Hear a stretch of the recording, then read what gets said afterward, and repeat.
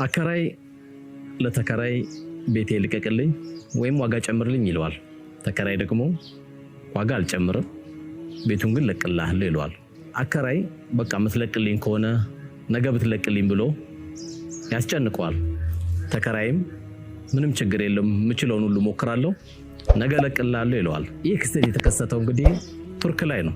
ሁለቱ የተነጋገሩት አካሎች ቱርክ ላይ ይህን ውይይት ባደረጉ 24 ሰዓት ባልሞላ የሁለቱም ንብረት በመሬት መንቀጥቀጥ ይጠፋል።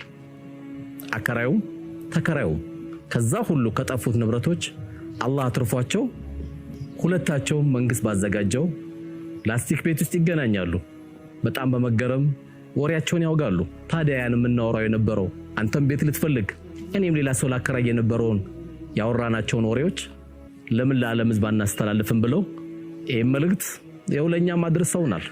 አላህ አከራይ ሲያደርግህ የወደደ እንዳይመስልህ ተከራይም ሲያደርግህ የጠላህ እንዳይመስልህ። አላህ ለሚወደውም ለሚጠላውም እቺን የቅርቢቷን ህይወት ሊሰጥ ይችላል።